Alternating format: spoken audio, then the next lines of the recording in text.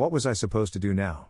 I was starting to get frustrated with Beverly because it felt like she was willing to go just about anywhere with me to get through school. I could tell she had a tough streak of pride that kept her from taking a job at the Swan, but at the same time, she seemed ready to make similar compromises with me. Her blunt and straightforward way of negotiating made me uneasy. Maybe that's why I brought up marriage so abruptly. Then, I turned that anger on myself. Helping her out financially would have been easy, so how had things come to this, where it was either she became my personal companion or she married me? I understood what she wanted, and what she was, and wasn't, willing to do to get it. But what about me? I wasn't prepared for marriage, especially one that felt fake. Using her didn't sit right with me, and honestly, I had no shortage of opportunities for intimacy. The more I thought about it, the more I realized I respected her determination and her ambitions. I was teaching because I loved the challenge of shaping young minds, the rare spark in their eyes when they finally break out of their shells and start genuinely wanting to learn. History was my passion, and too many students never went beyond what I could teach them. But here it was a chance to help one person go further. That's when I knew I wanted to see just how far she could go, and as long as she kept making solid progress, I'd support her. But I needed to think things through more carefully, so I wasn't going to lay all my thoughts out at once. "Beverly, let's pause this conversation for now," I said. "I want you to finish the homework I gave you, and also write a letter about your goals, why you want to be a teacher, and why history. Don't worry about anything else right now, it just complicates things. Focus on what you want and why, and don't think about how you'll get there." Looking a little shy, Beverly answered, "Okay, Mr. Reed. Should I give the letter back to you?" "No more Mr. Reed," I told her with a smile. "School's done, you're an adult now at 18, so you can just call me James. Like I said, I'll have someone work with you. Reach out to him when you have everything ready. His name's Mark Braxton, here's his card. He'll be professional with you at all times, and if he's not, call me right away. Here's my card too." I shook her hand and showed her to the door. When James was reflecting on their conversation, it occurred to him that his school might be better than the ones they had discussed. The university had an excellent history program, including doctoral degrees. James himself was earning a master's degree at Western Michigan University in Kalamazoo, and he had developed a good friendship with one of the professors, Al Trent. Al was a cheerful guy with a thick beard, a brilliant mind, and a genuine passion for history. He was still teaching graduate courses at the history department at WMU. Al had a wife, with whom he had lived for 30 years, and 4 daughters aged between 18 and 28. Al was one of the few people who knew about James's condition and how he got it. After thinking a bit more, James realized exactly what he wanted to do. He called Al and told him about his plans with Beverly. James learned about her difficult childhood and shared this information with Al without going into details, but noted that her passion for history and desire to teach had made a strong impression on him, and he wanted to help her. At the same time, he told Al that he wanted to invest some of his funds into a worthy cause. His financial managers would also be thrilled about such a move. "Al, to be honest, I realize the student admission period is almost over, but I think we can figure something out. I propose to fund 2 professorships, one for undergraduates, another for graduate students in history at WMU. I also want to establish 5 scholarships for novice history teachers in the Western Michigan area. If they work at a school in that region, I will pay them $20,000 annually for 5 years. Moreover, I'm willing to fund 2 interns in the history department, 1 graduate student and 1 undergraduate. I don't want to allocate one of the scholarships directly to Beverly, but I want her to receive one of the internships without anyone knowing how exactly she was appointed. I think it's important that she earns the money herself. This will help her feel her own worth. What do you think? Can we arrange this?" "James, it will be difficult, but let's try. Setting up scholarships and funding professorships will take time. I advise making a substantial immediate donation to the university that will show serious intentions while we get everything organized. One more thought, considering everything you told me about Beverly, I think it would be great if she lived with us during her first year. We have enough space, and it would be helpful for her to spend time with my daughters. That will protect her from loneliness, give her a circle of friends, and the girls can look after her a bit. I'll help her choose the right courses and everything related to her studies. Maybe she can come to us in a couple of weeks, and we'll see how it goes. My wife will help with the paperwork, she volunteers assisting the dean with student affairs. By the way, there's a bus that conveniently transports students back and forth, about 3 hours one way." "Al, that's a great idea. How about I come next week, take you and your family out to dinner, and we discuss everything? Could you arrange meetings for me so we can start the process? I agree with your suggestion about the donation, let's say $100,000 as a start. I like the idea with Beverly, I'll arrange her visit. This plan came to me after talking with her, but it gives me a chance to give back a little of what you once gave me. When I was studying, I had no money, and it was a real challenge. Without your encouragement and inspiration, I probably wouldn't have managed my studies. When Beverly left the meeting with Mr. Reed, she felt very awkward. First of all, she couldn't forgive herself for how she had spoken to him. It seemed to her that she had acted too freely, almost casually. Replaying her words in her mind, she blushed deeply. Then, when he abruptly ended the conversation and sent her off to do research, Beverly felt rejected, as if she didn't interest him. This hurt her pride, although she knew she was being silly. With each session, she became more attached to him, almost like she was falling in love. He treated her with respect and support, inspired confidence in her abilities, showed her that she could overcome her past and become someone important. And now she had ruined everything. Feeling like she was wasting time, she went to the school to gather data for the meeting with Mark Braxton. The cost of tuition was easy to find on the websites of educational institutions. She also compared history programs, hoping to impress James. But reviewing the results of her research, Beverly realized that her goals were too vague. The desire to leave Baldwin and take pride in achievements should have been consequences of what she really wanted. She realized she truly loved history, stories of people and places fascinated her. She was inspired by the idea of giving others what she had received from James. Starting to write these thoughts down as goals that James had asked her for, Beverly reflected on how difficult her life had been. Her father worked at a small logging company that processed the remaining pockets of hardwood trees after huge forests had been cut down in the 1800s. Sometimes he had to travel north for white pines. He didn't have much work, and when he did, he would be gone for weeks. She remembered her mother, a fragile and very beautiful woman. As Beverly grew older, she noticed her mother constantly drank, and when she was about 10, her mother began bringing men home. This scared Beverly, and she locked herself in her room whenever her father wasn't home. One morning, her father came home unexpectedly. He found her mother unconscious on the floor, and a stranger sleeping in their bed. Her father exploded with rage and began beating the man savagely. Hearing the screams, Beverly left her room and started shouting when she saw what was happening. Her father, horrified, grabbed his daughter and took her back to her room. When he returned, the stranger was gone. Her father called the police, and her mother was arrested for creating dangerous conditions for a child. She was sentenced to 90 days in jail and banned from contacting her husband and daughter. Beverly never saw her again. The stranger was a drifter her mother had met by chance. She didn't even know his name. The small town talked about it for a long time. After that, Beverly became afraid of men. Her father took a low-paying job at the local sawmill to spend more time with his daughter. Becoming very shy, in high school she tried to avoid boys. Twice, when she went out with someone, the young men became too forward once they were alone with her. In both cases, she jumped out of the car and ran home. After that, she never went on dates again. Partly, this was because of her modest belongings. The family had no money, and she sewed most of her clothes herself. The dresses were neat but simple compared to what other girls wore. Still, she always took care of herself and was tidy. The only man who treated her kindly was her history teacher, Mr. Reed. He was the only one who seemed to respect her. Sending documents for the scholarship, Beverly realized she would have to work. The only place with vacancies was the Swan Bar, managed by Sam Bly. When she met Sam, he showed her the bar, invited her to watch how the girls danced and how they were dressed, or rather, almost undressed. In his office, he asked if she was interested. Since she had no other option, she timidly agreed.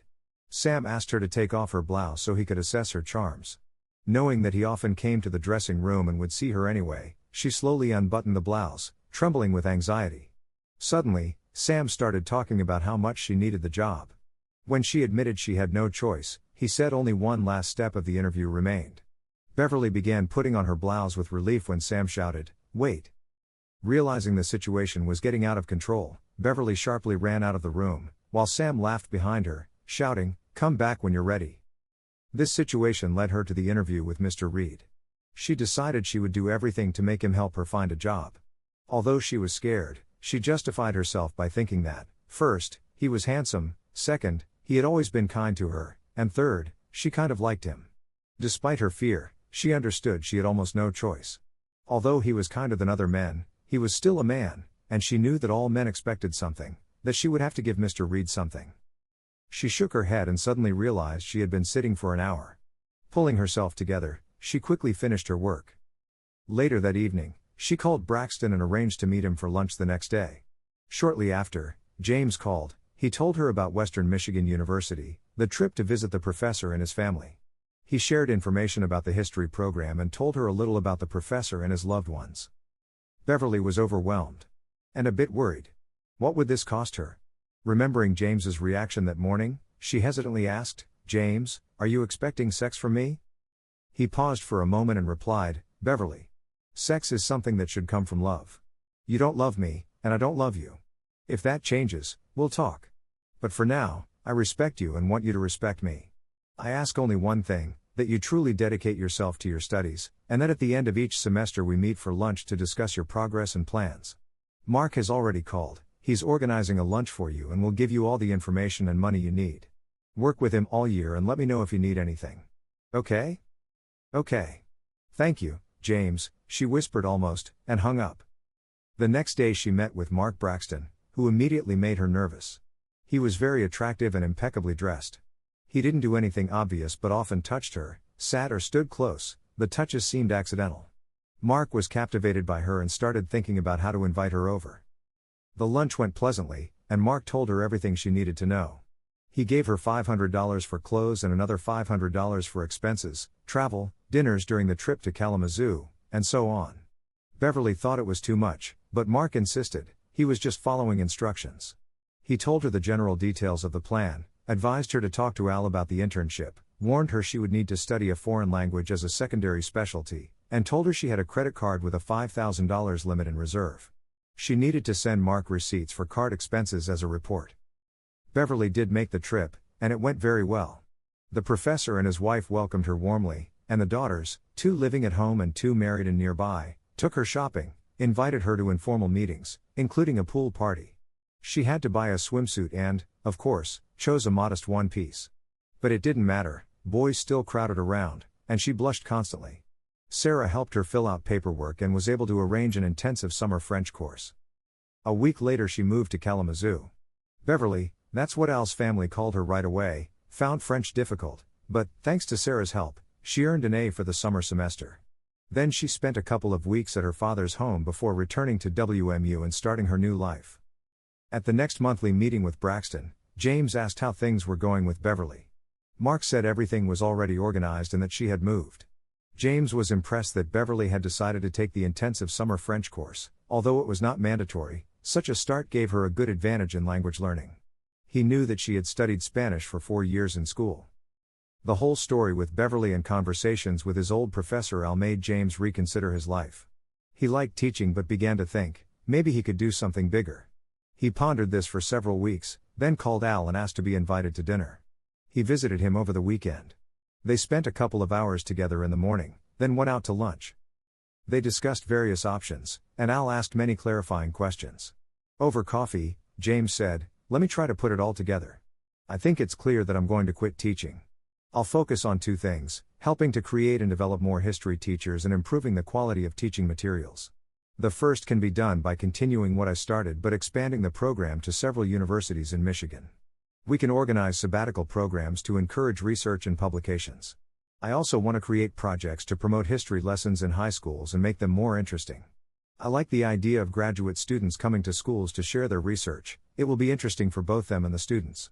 I plan to focus all this on Western Michigan. I don't want to take on the whole world, just make a real impact where I can." The second idea concerns publishing. I know someone who owns a small publishing house in Detroit that produces history textbooks and specialized editions. I want to buy that publishing house and entrust its management to him. What do you think of this plan, Al? Great plan. I'd suggest starting immediately with buying the publishing house. Also, create a fund to coordinate donations, scholarships, and so on. It's best if you manage this yourself. I can recommend several people for the advisory board, which will set general directions and give recommendations. The board will include teachers at different levels, students, and a few key legislators. Excellent, Al, let's do it. From that moment, James decided to change his life. That evening he dined with Al's family. Beverly sat opposite him. At first, she was quiet and almost shy, but everyone laughed and joked so actively that she gradually opened up and began to join the conversation. After dinner, James suggested they take a walk. On the way, they barely spoke until they sat on a bench in a nearby park. Beverly, I think we got off on the wrong foot. I like you, I respect you, and I will never ask you to do anything you find unpleasant. I just want you to have a good life. I know what happened in your family many years ago. I needed to know more about you before I could help. Sorry I had to dig into your past. I want you to study history as far as you want. I believe you can do it. He stood up, kissed her on the cheek, and walked her home.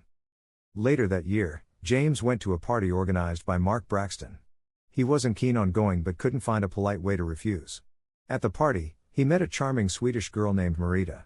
She was tall, slim, with long blonde hair. Dancing with her, James noticed she wasn't as skinny as he expected. Her breasts were firm and pleasant to touch. He accidentally touched her several times, and it was obvious Marita was very athletic. At the end of the evening, she openly invited him to her place. Marita was interning at a law firm in Grand Rapids. When they entered her apartment, James noted it was quite modest and a bit cold. He hoped Marita herself was not like that. And he was right. While showing him the bedroom, she sat on the bed and started to remove her thigh-high stockings. When her skirt was raised, James fell in love with her long legs and immediately felt aroused. "James, could you help me with these?" she asked. He came over, knelt down, and slowly removed the stockings, kissing each downward movement until he kissed her feet. Then he slowly moved back up the legs, pausing to lick. By the time he reached her underwear, she was lying on her back with closed eyes. James decided to carefully remove her panties without asking. He ran his fingers over her soft golden hair, began to caress gently, gradually increasing attention, causing quiet moans and hip movements. Pulling back a little, he continued to slowly move his finger up and down, watching her getting wetter. Wetting his finger in his mouth, he gradually inserted it inside, repeating several times, licking his finger and slowly pushing deeper. Then he inserted 2 fingers and increased the pace, while simultaneously licking and circling her clitoris with his mouth and tongue, then sucking and vibrating with his tongue. After some time, Marita began to actively move her hips, and James had to hold her firmly by the buttocks. She screamed and experienced a powerful orgasm. Afterwards, she relaxed and lay still. The next couple of hours became a blur for me. Images kept flashing in my mind, how she looked at me with complete surrender, how I caressed her, admired her curves, and watched her move beside me. That night smoothly merged into the weekend, and I was completely absorbed by passion and feelings. Marita wanted to get married immediately. I was tempted but cautious. At first, I kept my distance for a couple of days but couldn't stay away for long. After 3 months, we went to Las Vegas and got married. The following year was perfect for me. Work with the foundation brought both challenges and satisfaction. Marita was incredible, gentle, caring, and very sensitive. She finished her internship, and we were already talking about children. Mark periodically advised her to start handling the foundation's legal matters. It was similar to what she did at her firm and, as he noted, required just a couple of days a week, so having a child wouldn't interfere. I often traveled on business trips, sometimes overnight, sometimes for a few days, especially when going to Detroit. Marita, as a young lawyer, often stayed late at work. Sometimes, when she returned late, she wasn't in the mood for intimacy. But other times, everything was fine. I didn't pay much attention to this. In early December, I flew to Milwaukee for a 2-day meeting with representatives of the history department at the University of Wisconsin, Milwaukee. They had heard about my achievements and wanted to discuss possible cooperation. They had funding and just wanted to organize everything properly. Upon arrival, I learned that 4 professors who were supposed to attend had a minor car accident while playing golf. They were fine but couldn't come. I didn't get upset, asked the secretary to book me a late flight back, and invited the department head to dinner just to talk. I didn't call Marita, she was probably still at work. Returning home around 11 p.m., I saw Marita's car but the house was completely dark. Approaching the bedroom, I noticed a strip of light under the door and heard muffled voices. As I began opening the door, I heard Marita say, "How much longer do I have to put up with this game? He gives me amazing sex, and then every night when I come home, he tries to get at me." Someone, presumably Mark, replied, "Hang in there, darling, until the idiot makes you the foundation's lawyer. There's a lot of money, and things will be easier for you. I've already sorted out the accident." I quietly opened the door a little and confirmed it was indeed Mark. Through the crack, I saw my beautiful wife and Mark Braxton, sitting naked in bed with glasses of champagne, my champagne. I quickly thought through the situation. To smash Mark and kick out my wife would be too impulsive. Better to act slowly and surely. I quietly left and spent the night at a hotel. The next morning, I called a friend in Ann Arbor, in whose security I had invested a good amount. His company dealt with surveillance systems and consultations. I explained the situation and asked for help. Over the next week, I mostly didn't come home, telling Marita I had urgent matters. I only came by a couple of times to pick up things. I constantly changed rental cars so as not to leave traces. A week later, my friend called. "You won't like this, but we have everything on tape." They were caught twice on video together, discussing their plans. It turns out Mark had known Marita for many years, more for affairs. He constantly complained to her about you, how recklessly you spend money. Marita asked several times if there was a way to get some of that money. They came up with a plan, arrange a meeting at a party, that was the real goal, so she could seduce you and convince you to marry her. And Mark was supposed to arrange your accidental death. Incredible how patient they are. Damn, I replied. I was broken. I really believed in Marita's love. I had always thought Mark was a scoundrel, but not to this extent. After the conversation, we contacted the police. Mark was going to be arrested and charged. Marita was offered to become a witness and avoid punishment. If she agreed, she would be allowed to return to Sweden and barred from coming back. Both of them were arrested. Mark posted bail and disappeared. I met with Marita. I wanted to understand what had happened because I really cared about her. She was a bit hysterical and said, "My God, I don't know. I guess I just got caught up in thoughts about money. I was regularly with both you and Mark, it was so exciting. If only I had thought then. I really love you. I didn't realize it until everything came out. Now I regret that I met you after Mark. Oh James, forgive me." I moved on with my life. Mark vanished, and Marita remained under house arrest with an ankle bracelet until Mark was found. I moved out of our new home and lived at my place in Baldwin for a while. A couple of weeks later, I started to remember everything that had happened over the past year. One person who kept coming to mind was Beverly. At first, I was just curious how she was doing, whether she was happy. At the end of her first year, we met for dinner, and I was impressed by her achievements. She was passionate about her studies and looked much more attractive than I remembered. She seemed more lively, as if radiating an inner light. Beverly had learned to dress better, took several elective courses in art and music history. We had a great lunch, and I gave her some advice about studying. The main one was for her to spend every summer in Europe, starting with France. I wanted her not only to study history but also to see it with her own eyes. I said I'd ask Mark to arrange it. The lunch ended somewhat awkwardly when she finally asked about the ring on my left hand. She didn't know I was married. Learning about Marita, she teared up and quickly left without saying goodbye. Remembering those tears and trying to understand their meaning, I decided to go to Kalamazoo to see her. I had recently bought a small but cozy residential complex near the university for scholarship students. It had 6 two-story duplex buildings connected by a common area with a picnic spot and a pool. A small creek ran around with trees. Beverly had moved there earlier to be closer to the university. A few apartments were rented to professors, but overall, the complex was just beginning to fill. When I arrived, it was already about 9 in the evening, but I decided it wasn't too late to visit her. The complex was quiet, only the sound of flowing water and the whisper of wind in the leaves. The lighting was good but subdued. I planned to improve it later. Approaching her apartment, I noticed lights on both the first and second floors. The neighboring apartment on the right was under renovation and not yet rented. Just as I was about to knock, a piercing scream came from inside. The door was locked, and I kicked it open and rushed in. Sounds of struggle and moans came from the upper floor.